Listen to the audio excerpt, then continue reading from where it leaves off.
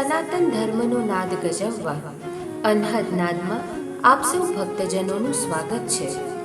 આજે પુરુષોત્તમ અધિક માસનો બીજો દિવસ અને આજે આપણે સાંભળીશું વર વગરની વહુની કથા. એક ગામમાં બ્રાહ્મણ અને બ્રાહ્મણી રહેતા હતા. તેઓ પૈસે ટકે સુખી હતા. પ્રૌઢ ઉંમરે પહોંચ્યા હતા. બધી વાતનું તેઓને સુખ હતું, પણ એક વાતથી તેઓ ખૂબ દુઃખી હતા અને એ દુઃખ હતું નિસંતાનપણું. તેઓ પરણ્યા ત્યારથી સંતાન માટે વલખા મારી રહ્યા હતા, પણ ઈશ્વર તેમની સામે નહોતો જોતો. હવે ઉંમરે પહોંચ્યા પછી તેમણે સંતાનની આશા પણ છોડી દીધી હતી.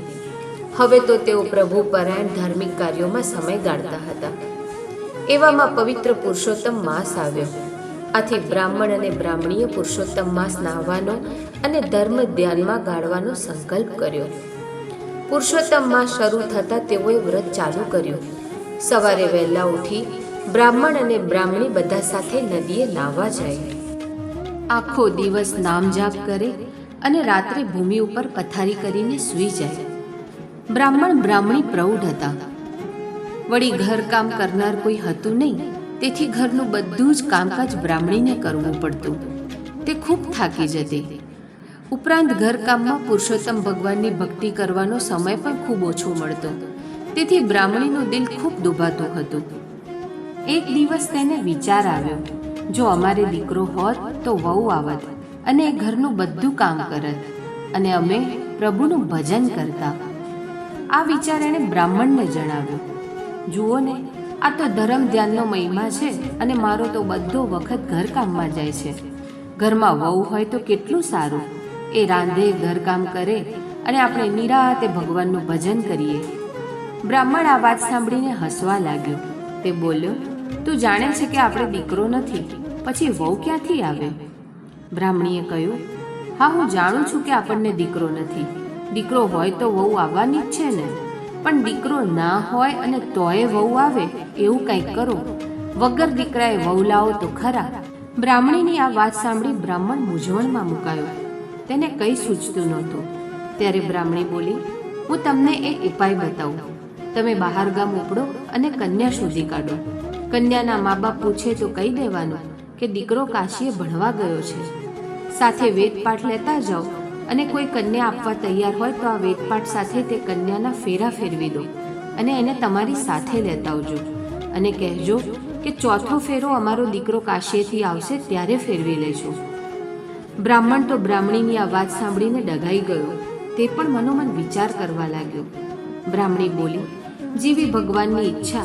એકવાર કામ તો પાર પાડો, પછી જેવી હરિની ઈચ્છા. બ્રાહ્મણ તો બીજા દિવસે સવારના પહોરમાં ખભે ખડીઓ ભરાવીને પુત્રવધુની શોધમાં નીકળી પડ્યો. ચાલતા ચાલતા જે ગામ આવે અને ત્યાં બ્રાહ્મણનું ઘર નજરે પડે ત્યાં કન્યાની ભાળ કાઢતો. આમ ફરતા ફરતા એક ગામમાં એક ગોર મહારાજના ઘરમાં રૂપાળી કન્યા તેના જોવામાં આવી.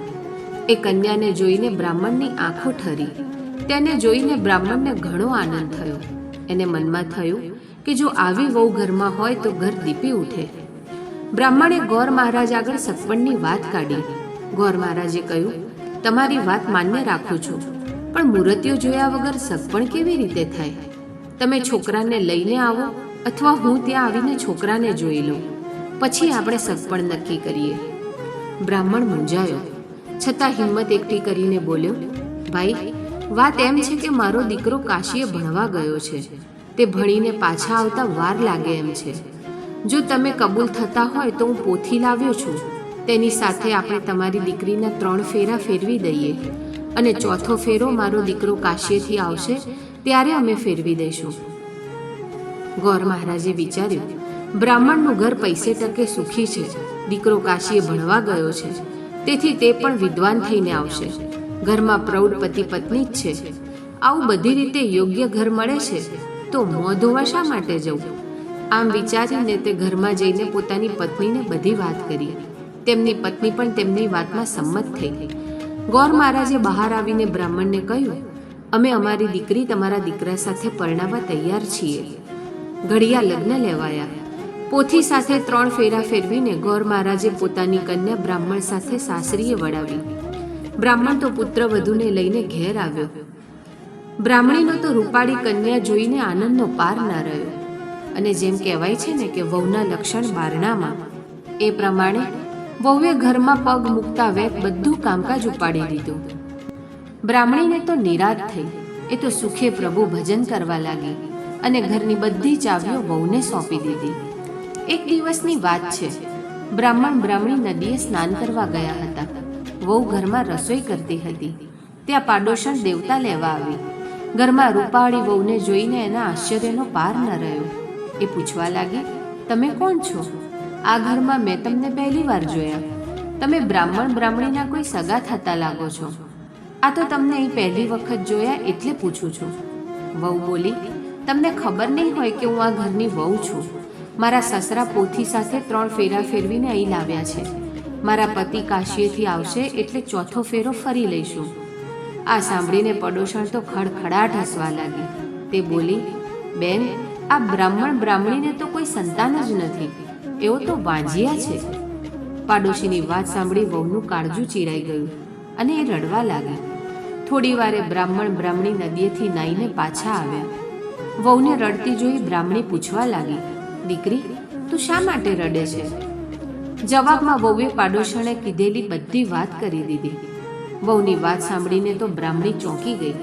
છતાં બ્રાહ્મણીએ હિંમત રાખી વહુના માથે હાથ મૂકીને આશ્વાસન આપતા કહ્યું, વહુ, અમે પૈસાવાળા છીએ એટલે અદેખા લોકો અમારે માટે ગમે તેમ બોલે છે.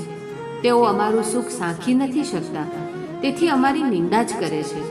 હવે તું જ વિચાર કરને, કોઈ દીકરા વગર વહુ લાવે ખરા? મારા 7 ઓરડા અને 3 માળવાળી હવેલીને ભોગવનાર મારો જુવાન જોત દીકરો છે. વળી તે એટલો બધો રૂપાળો અને તેજસ્વી છે કે એને જોતા જ આંખો અંજાઈ જાય. તેને જોઈને તું કહી શકે, જેણે 5 આંગળીએ ભગવાનને પૂજ્યા હોય એને આવો વર મળે. મારો દીકરો તો કાશીએ ભણવા ગયો છે, માટે ભણી ગણીને પાછો આવે ત્યાં સુધી તને એકલું ના લાગે. એટલા માટે લે આ 7 ઓરડાની ચાવીઓ. દરેક ઓરડામાં ખાવા પીવાની અને શણગારની વસ્તુઓ પડી છે. ખાઓ, પીઓ, પહેરો, ઓઢો. પણ એક વાત યાદ રાખજો, 7મો ઓરડો ઉઘાડતા નહીં. વહુએ હવેલીના 3 માળ જોયા હતા, પણ તેમાં 7 ઓરડા બંધ હતા. તેના દરવાજાને મોટા તાળા મારેલા હતા. આથી તે વિચાર કરતી, આ 7 ઓરડામાં એવું તે શું હશે કે તેને બંધ જ રાખવામાં આવે છે, ક્યારેય ઉઘાડવામાં આવતા નથી. હવે તો વહુ પાસે 7 ઓરડાઓની ચાવીઓ આવી એટલે એના મનમાં ધરપત રહી નહીં. એક દિવસ બ્રાહ્મણી દેવ દર્શને ગયા. ત્યારે વહુએ પહેલો ઓરડો ઉઘાડ્યો તો એમાં મીઠાઈ અને પકવાન જોયા. બીજા ઓરડામાં હીરના ચીર જોયા. ત્રીજા ઓરડામાં 16 શણગારના સાધનો જોયા. આમ દરેક ઓરડામાં સમૃદ્ધિની છોડ ઉડતી જોઈ. પછી વહુને 7મો ઓરડો જોવાની એટલી જિજ્ઞાસા થઈ કે તેણે સાસુની આજ્ઞાનો ભંગ કરીને 7મો ઓરડો ઉઘાડી દીધો. ઓરડામાં પગ મૂકતા જ એ થીજી ગઈ. ઓરડાની વચ્ચે એક દિવ્ય તેજવાળો યુવાન દીવાના અજવાળે પોથી વાંચી રહ્યો હતો. આખા ઓરડામાં સુવાસ પ્રસરેલી હતી. વહુ તો સ્તબ્ધ થઈને આ યુવાનને જોવા લાગી. તે ઉંબરામાં જ ઊભી રહી ગઈ. તેની ઓરડામાં જવાની હિંમત ના ચાલી. બારણું ઉઘાડવાનો અવાજ સાંભળીને યુવાને બારણા તરફ દ્રષ્ટિ કરી અને બોલ્યો, તમે બારણું કેમ ઉઘાડ્યું? બારણું બંધ કરી દો. મારા માતા પિતાનું પુરુષોત્તમ માસનું વ્રત તૂટશે, વેદનો પાઠ અધૂરો રહેશે. તમે પોથી સાથે 3 ફેરા ફર્યા છે એવું જાણું છું. વ્રત પૂર્ણ થયા પછી આપણે 4થો ફેરો ફરી લઈશું. વહુની આંખમાં હર્ષના આંસુ આવી ગયા. તેણે તરત બારણું બંધ કર્યું. જ્યારે તેના સાસુ સસરા મંદિરેથી દર્શન કરીને પાછા ઘેર આવ્યા ત્યારે તે ઠાવકી થઈને અનાજ સાફ કરતી હતી. તેણે સાસુ સસરાને જમવા બેસાડી દીધા અને પોતે પણ જમી લીધું. પરંતુ પોતે આજ્ઞાનો ભંગ કરીને 7મો ઓરડો ઉઘાડ્યો હતો એ વાત કોઈને ના કરી. હવે તે સારી રીતે સાસુ સસરાની સેવા ચાકરી કરતી હતી અને દરરોજ પ્રેમથી તેઓને જમાડતી હતી. આમને આમ પુરુષોત્તમ માસ પૂર્ણ થયો. હવે વ્રતના ઉજવણા થવા માંડ્યા. બ્રાહ્મણીએ પણ સારી રીતે વ્રતનું ઉજવણું કર્યું. વહુને થયું કે હવે મારા પતિ માટે સાસુ સસરાને પૂછવું. તેણે સાસુ સસરા પાસે જઈને પૂછ્યું, પુરુષોત્તમ માસ પૂરો થયો, તેનું ઉજવણું પણ થઈ ગયું. હવે તમારા દીકરાને બોલાવો એટલે હું તેમની સાથે 4થો ફેરો ફરી લઉં.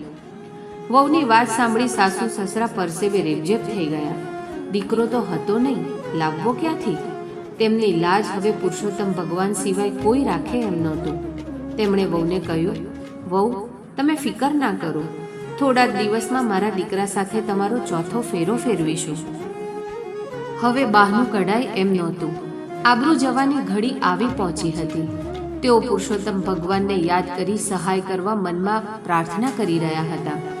સાસુ સસરાને મૂંઝાતા જોઈ વહુ બોલી, તમે આમ મૂંઝાવ છો શા માટે? હું હમણાં તમારા દીકરાને બોલાવું છું. બ્રાહ્મણ બ્રાહ્મણી ચકિત થઈને એકબીજાની સામે તાકી રહ્યા. તેમને લઈને વહુ 7મા ઓરડા આગળ આવી અને બહારનું ઉઘાડ્યું તો ઓરડામાંથી તેજસ્વી પુરુષોત્તમ ભગવાન બહાર આવ્યા. યુવાનનું તેજસ્વી રૂપ જોઈને જ બ્રાહ્મણ બ્રાહ્મણી સમજી ગયા કે આ યુવાન તે જ પુરુષોત્તમ ભગવાન છે. તેમના વ્રતના પ્રભાવે પ્રસન્ન થઈ એમણે જ આ લીલા કરી છે. તેઓ સ્વયં તેમના પુત્ર તરીકે પ્રગટ થયા છે અને ભક્તની લાજ રાખવા તેઓ સ્વયં પધાર્યા છે.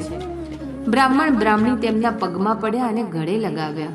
વહુ પણ યુવાનને પગે પડી. તે જ દિવસે બ્રાહ્મણના ઘરે ચોરી રચાઈ. ચોરીમાં ગોર મહારાજે હસ્તમેળાપ કરાવીને ચોથો ફેરો ફેરવ્યો.